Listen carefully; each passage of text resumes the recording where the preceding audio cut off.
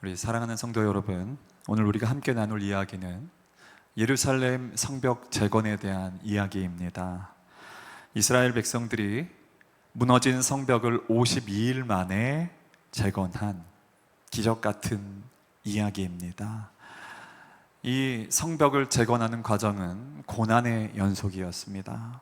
어려움의 시간들이었습니다. 주변 민족들의 방해, 조롱, 멸시 가운데서도 이스라엘 백성들은 목숨을 걸고 땀 흘려서 성벽을 쌓아 올렸습니다. 밤낮으로 벽돌을 쌓고 흙을 이겨 바르고 한 손에는 연장을 들고 한 손에는 무기를 들고 칼을 들고 창을 들고 성벽을 재건하였습니다. 절박한 시간이었습니다.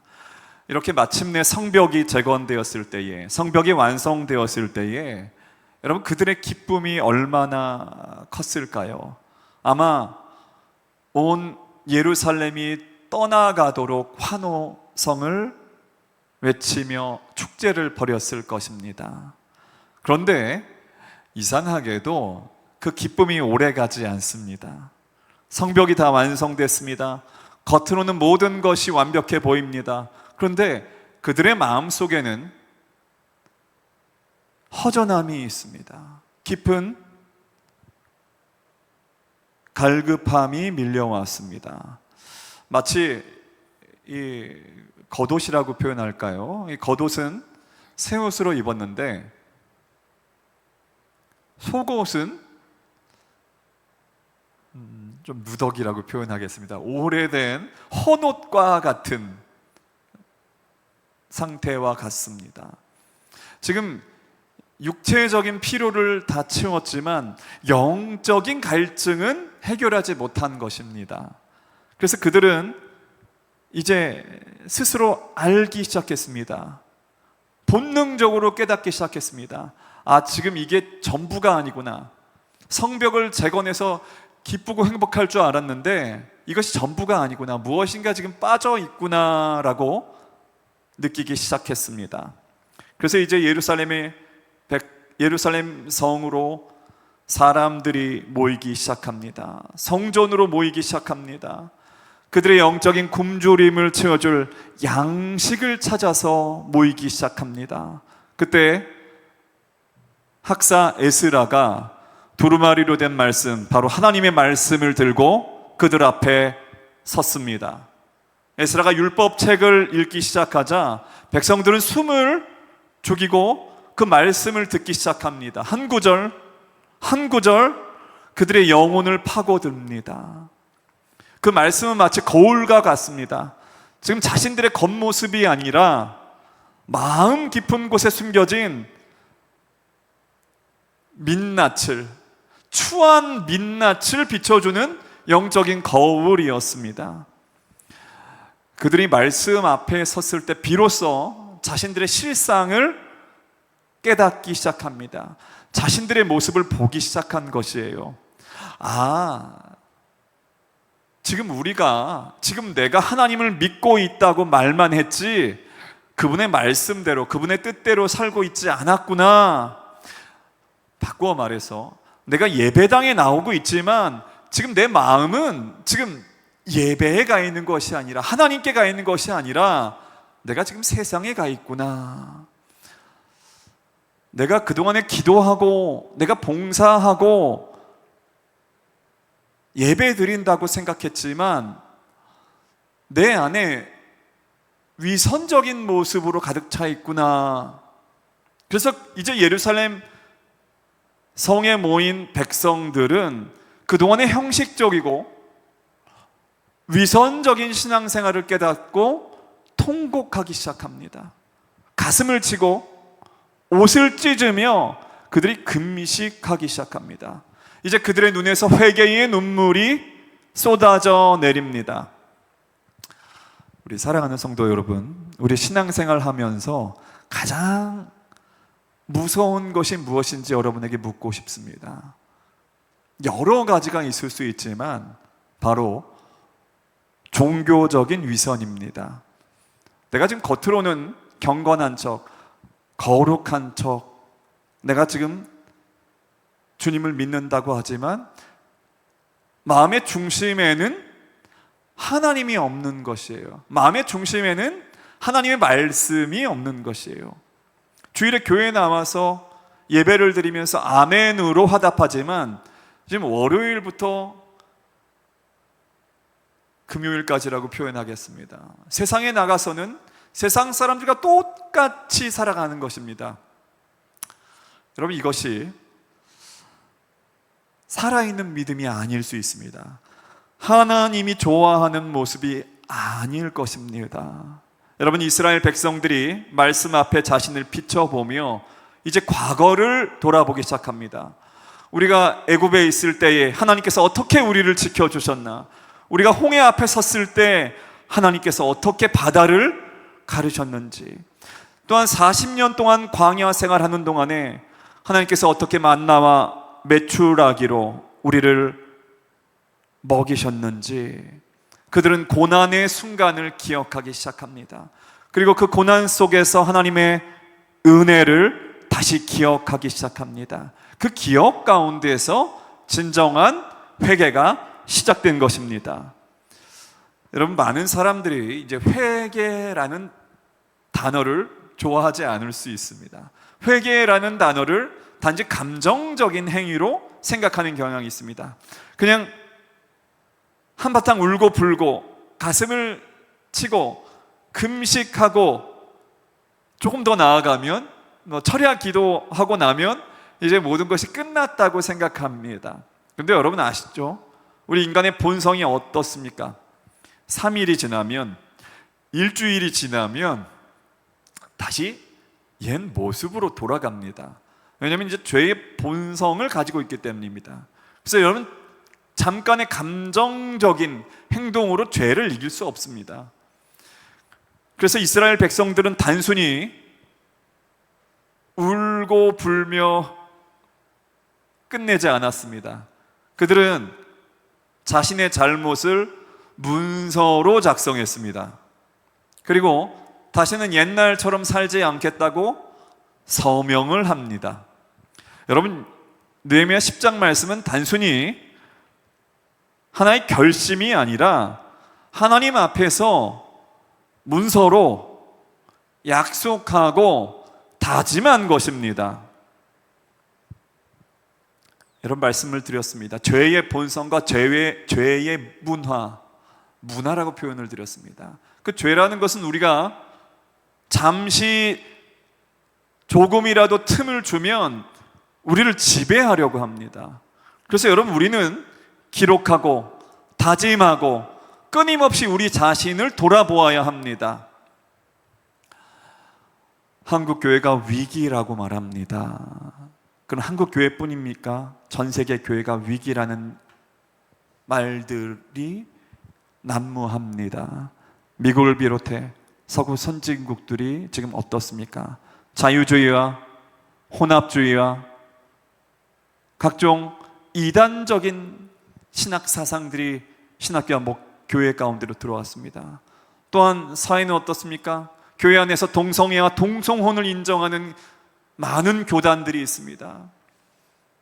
또 마약에 중독되고 성에 중독된 수없이 많은 이런 미주와 서구의 모습들을 보면서 여러분, 하나님이 정말 싫어하시는 죄악으로 뒤덮인 모습들을 우리가 보게 됩니다. 여러분, 한국은 어떻습니까? 마찬가지입니다. 여러분, 정말 예수 그리스도의 정신으로 세워져 하나님의 축복을 받았던 나라들이 미국을 비롯해서 서구 유럽의 열강들이 점점 타락의 길을 걷고 있는 것입니다. 왜 이런 현상이 일어났을까요? 여러분, 다른 것이 아닙니다. 말씀을 저버렸기 때문입니다. 말씀을 무시했기 때문입니다. 하나님의 말씀을 하나님의 말씀으로 대하지 않았기 때문입니다. 하지만 다행인 것은 지금 미국이 기독교 신앙 가운데서 살아나려는 움직임들이 보이고 있습니다. 정말 감사한 일인데, 지금 우리는 이런 미주와 서구 또 우리나라도 마찬가지입니다. 이 과거에 하나님을 붙들고 순수한 믿음으로 살았던 시절들이 반드시 있었습니다. 분명히 있었습니다. 어려운 시절에 오직 하나님만 의지하며 살았던 우리 신앙의 선조들이 60년대, 70년대, 80년대, 90년대를 그렇게 살아오셨습니다. 근데 지금 어떻습니까? 살만해지니까, 부유해지니까 이제 내 능력으로 살 수 있겠다라는 착각에 빠져서 하나님을 외면하기 시작합니다.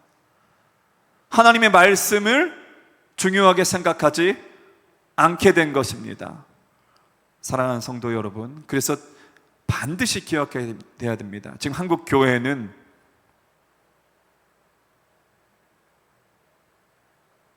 바람 앞에 촛불과 같습니다. 우리 앞에 놓인 이 길에서 우리가 다시 살 길은 오직 하나입니다. 말씀으로 돌아가는 것입니다. 성령으로 돌아가는 것입니다.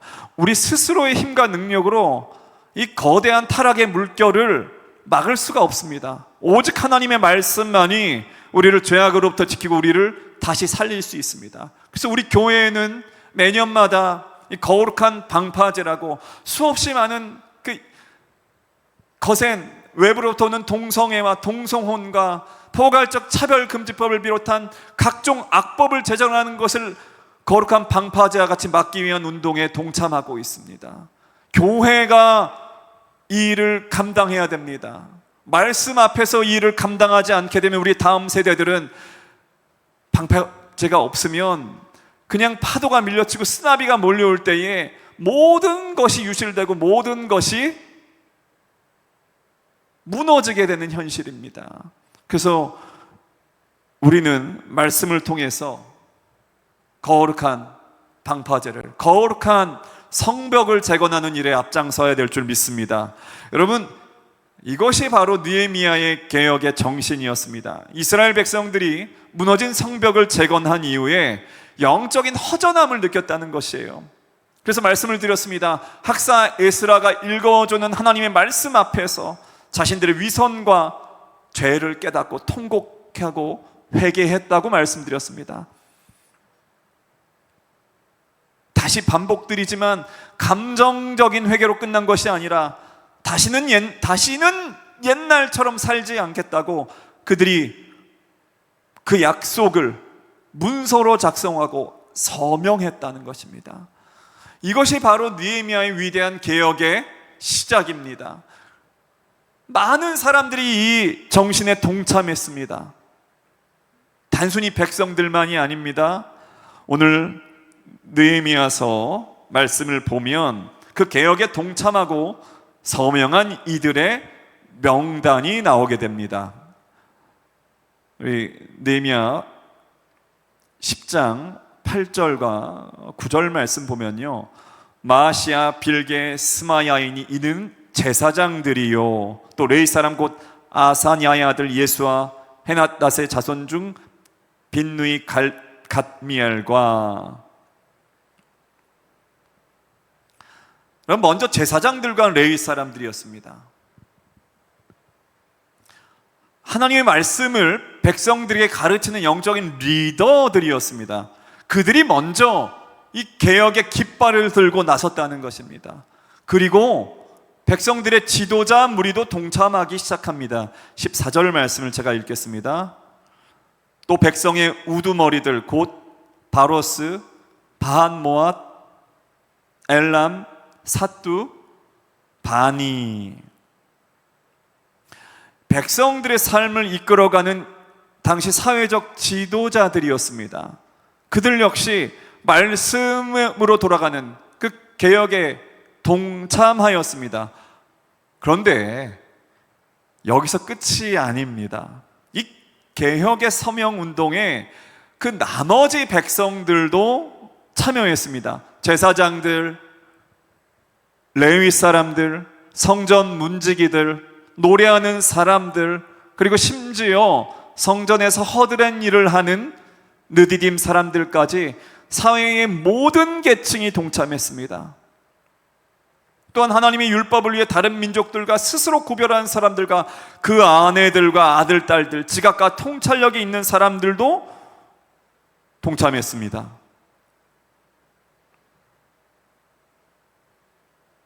이것이 중요한 이유가 무엇일까요? 바로 진정한 개혁은, 진정한 부흥은 몇몇 지도자나 특정 계층만의 일이 아니라는 것입니다.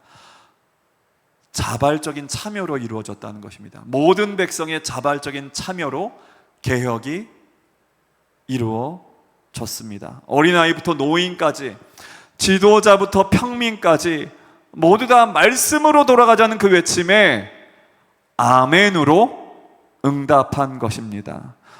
여러분, 그러면 말씀으로 돌아가기만 하면 모든 것이 다 만사 형통일까요?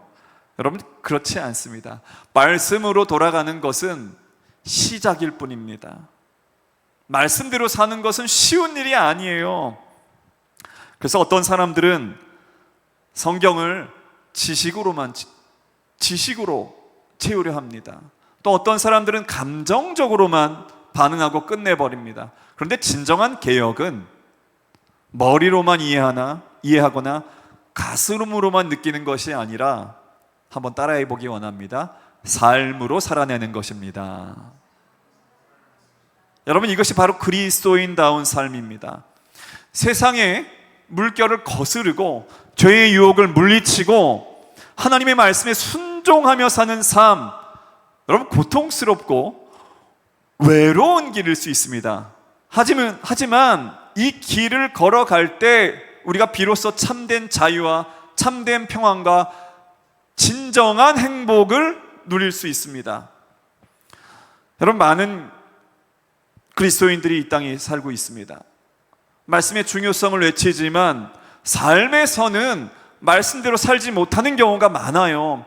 지식으로만 성경을 외우고 주일 예배만 참석하면 내 모든 의무를 다했다고 생각하는 경향이 있습니다. 그런데 느헤미야 시대의 이스라엘 백성들처럼 우리도 다시 한번 말씀 앞에 서야 합니다. 그리고 진심으로 우리의 삶을 돌아봐야 합니다. 진정한 개혁은 말씀으로 돌아가는 것에서 시작해서 말씀대로 살아내는 삶으로 완성됩니다. 여러분, 이스라엘 백성들 모두가 한 마음으로 하나님의 율법을 따르고 그분의 계명과 율례를 지키기로 다짐했습니다. 그들에게는 그 약속을 지켜야 할 무거운 책임이 있었어요. 근데 신약을 살아가고 있는 오늘날의 그리스도인, 저와 여러분은 어떻습니까? 마찬가지입니다. 우리가 그리스도인이라고 고백하는 순간, 우리가 기독교인이라고 말하는 순간 우리 이미 말씀대로 살기로 약속한 것입니다. 여러분, 그 약속을 지키고 계십니까? 여러분, 그리스도인들이라고 하지만 성경대로 살지 않는 사람들 있습니다. 세상 사람들의 눈치 보며 사느라 그리스도인으로서, 크리스찬으로서 발해야 할 빛을 내지 못하고 있습니다. 여러분, 세상 사람들은 저들이 바로 하나님을 믿는 사람들이구나 하고 감동을 받아야 되는데, 저와 여러분 과연 그런 삶을 살고 있는지 돌아보기 원합니다. 여러분, 불신자들을 전도할 때 그들은 복음을 통해서 받아들이고 복음을 전했을 때 그 전도에 미련한 것을 통해서도 그들이 예수님을 영접하고 복음을 받아들이지만, 또 한편으로 불신자들은 그리스도인들의, 바꿔 말해서 저와 여러분의 모습과 삶을 보고 믿을지 말지 신앙을 받아들인다는 것입니다. 여러분, 세상 사람들은 저와 여러분의 삶에서 무엇인가 다른 것을 찾기 원합니다.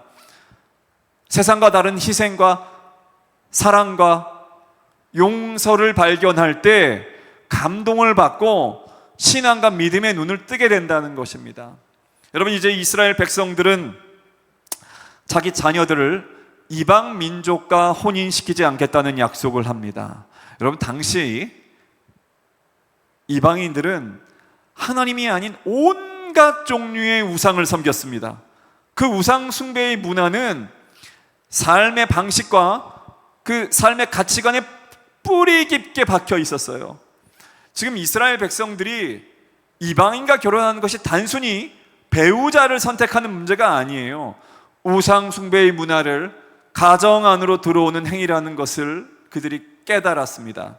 여러분, 우리 구약에서 가장 대표적인 예가 누구일까요?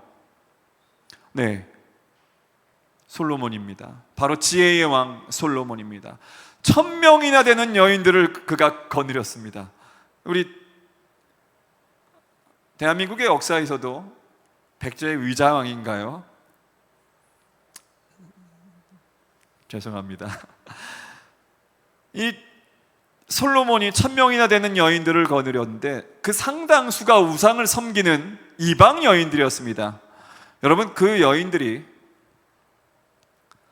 매일같이 자기들이 섬기는 우상을 숭배하게 해달라고 졸랐습니다. 결국 솔로몬이 그들의 요구를 들어주었습니다. 그 결과 어떻게 되었냐면 하나님의 성전을 지었던 솔로몬의 삶이 비참한 우상 숭배로 끝나게 됩니다. 또 다른 예가 누가 있을까요? 네, 악한 왕 아합입니다. 그는 이방 여인 이세벨을 아내로 맞아들였습니다. 그가 시키는 대로 하나님의 선지자들을 죽이고 백성들로 하여금 바알을 숭배하게 만들었습니다. 여러분, 아합의 타락은 이세벨이라는 한 명의 영향 때문이었습니다. 여기서 중요한 것이 지금 국제 결혼하지 말라는 것이 아닙니다. 시대와 상황에 따라 다를 수 있습니다. 핵심은 신앙을 지키는 것입니다. 세상적으로 잘 나가고 재능이 많고 성공한 사람이 아니라 하나님을 중심으로 삼고 하나님 안에서 거룩한 가정을 세워나갈 사람과 결혼해야 한다는 것입니다. 여러분, 우리 자녀들도 마찬가지입니다. 신앙의 길을 함께 걸어갈 배우자를 만나도록 기도해야 됩니다. 믿음의 동역자를 만나는 것은 우리의 삶의 거룩함을 지키는 가장 중요한 방어막이 됩니다. 이제 두 번째로 안식일과 신년을 지키겠다는 약속을 하게 됩니다. 이스라엘 백성들은 하나님의 말씀대로 안식일을 거룩하게 지키기로 다짐했습니다. 제가 이스라엘 관련된 책자나 자료들, 기사들을 보게 될 때, 또 이스라엘에서 살고 왔던 사람들, 뉴욕에서 그런 유대인의 문화들을 접했던 사람들의 이야기를 들어보면, 여러분, 유대인들이 안식일을 얼마나 철저하게 지키는지를 보게 됩니다. 토요일이 되면 엘리베이터 층수 버튼조차 미리 눌러놓는 것으로 그들이 버튼을 누르는 것도 노동이라고 생각할 정도로 그 안식일을 그들이 소중히 여긴다는 것입니다. 하나의 예입니다. 여러분, 그런데 오늘날 우리 그리스도인들은 어떻습니까? 그냥 우리 안식일을 거룩히 지키라는 십계명의 명령, 지금은 주일로 대체됐지만 그냥 일주일에 하루가 아닌 교회에서 보내는 한두 시간 정도로 생각하고 있지는 않습니까? 교회 오가는데 1시간, 예배 드리는데 1시간 정도 할애하고 나면 이제 내가 주일을 지켰다고 생각하곤 합니다. 주일 예배를 마치고 나면 이제 나는 다른 일을 합니다. 자기 볼 일을 보러 다닙니다. 마치 주일이 나를 위한 시간인 것처럼 말입니다. 여러분, 안식일은 단순히 쉬는 날이 아닙니다. 하나님과 만나는 날입니다. 하나님과의 교제가 있는 날입니다. 여러분, 우리의 삶이 이 다람쥐 쳇바퀴 돌듯이 너무나 정신없이 돌아갈 때 일주일에 하루는 멈춰서서 머리도 쉬고 몸도 쉬고 마음도 쉬면서 세상과 물질에 붙어 있었던 나 자신을 하나님께 다시, 우리 접붙임이라고 표현하겠습니다. 다시 하나님께로 다시 접붙임 시키는 것입니다. 여러분, 그래서 우리가 이런 안식일, 주일을 우리 인생 전체를 지켜주시고 보호하시는 하나님의 선물임을 기억해야 합니다. 물론 이런 주일에 하나님의 몸된 이 교회에서 봉사하는 일, 아름다운 일입니다. 우리는 주일학교가 없지만 또 찬양팀으로, 또 안내로, 또 여러 가지 또 문서 제작으로 섬기는 것은 귀한 일입니다. 그런데 이런 섬김과 봉사가 주일의 본질을 잊게 해서는 안 됩니다. 주일은 온전히 주님 안에서 거룩하게 지켜야 하는 날임을 명심하기를 원합니다. 마지막으로 이 이스라엘 백성은 성전의 제물을 잘 드리겠다고 약속했습니다. 하나님의 성전은 거룩한 공간입니다. 그런데 그 운영을 위해서 물질적인 뒷받침이 필요했습니다. 그 당시 사람들은 하나님을 잊은 줄 알고 헌금을 드리지 않고 절기세, 제사에 관련된 모든 헌물들을 내지 않았습니다. 그러면 어떻게 되냐면 이 하나님의 성전은 제대로 관리되지 않습니다. 그래서 이제 느헤미야 10장은 약속하기 시작합니다. 하나님께 헌신하는 이런 경제적인 원리들을, 헌금의 원리들을 다시 세우기 시작합니다. 첫 열매를 하나님께 드리고, 짐승의 첫 새끼를 드리고, 곡식도 처음 것을 드리고, 11조를 드리겠다고 다짐하고 약속하고 서명합니다. 여러분, 우리가 살아갈 때 이 땅에 많은 사람들 중에서 재물이 많지만 항상 부족하다고 느끼는 사람도 있습니다. 그런데 재물이 없고 돈이 없어도 항상 넉넉하고 풍성하게 살아가는 사람들이 있습니다. 제가 목회를 하고 선교를 하면서 사람들 관찰하게 됩니다. 11조를 하고 하나님 중심으로 사는 사람들이, 그들은 부유하든 가난하든 돈이든 없든 넉넉하게 사는 것을 제가 보았습니다. 왜냐하면 그들이 하나님을 신뢰하고 하나님께 모든 것을 맡기기 때문입니다. 어떠한 사람들은 오늘날이 지금 신약이기 때문에 구약의 율법들, 구약의 11조, 구약의 이런 하나님이 세워주신 원리들을 무시하는 경향이 있습니다. 이제 은혜의 시대니까 구약의 율법은 이제 끝났어, 11조 폐지됐어, 헌금은 안 드려도 돼. 아니야, 11조 헌금은 그냥 자신이 원하는 다른 기관에 가난한 사람에게 보내도 돼. 이상한 이야기를 하는 사람들이 있습니다. 여러분, 물론 은혜의 시대고 예수 그리스도가 이 땅에 오심으로 율법이 완성되었습니다. 그런데 구약의 율법의 정신은 아직도 유효합니다. 여전히 유효합니다. 느헤미야 10장 39절 말씀처럼 그들은 하나님의 전을 버려두지 않겠다고 서약했습니다. 여러분, 이것이 바로 헌신입니다. 이것이 바로 교회에 주어진 원리입니다. 하나님 나라의 원리입니다. 이제 말씀 마무리하기 원합니다. 오늘날 그리스도인들이 세상의 존경을 받지 못하는 이유, 말씀드렸던 세 가지 약속을 삶으로 실천하지 못하기 때문입니다. 여러분, 우리가 이제 말씀에 철저하게 순종하고 삶으로 증명하는 태도, 우리가 보여주기를 원합니다. 여러분, 말씀에 순종할 때에 저와 여러분의 얼굴이 빛나기 시작할 것입니다. 말씀에 순종할 때에 기도가 터져 나오기 시작할 것입니다. 말씀에 순종할 때에 믿음이 더욱더 커져가기 시작할 것입니다. 여러분, 약속만 하지 말고 삶으로 살아내는 진짜 그리스도인으로 주님께서 저와 여러분을 초대하고 계십니다.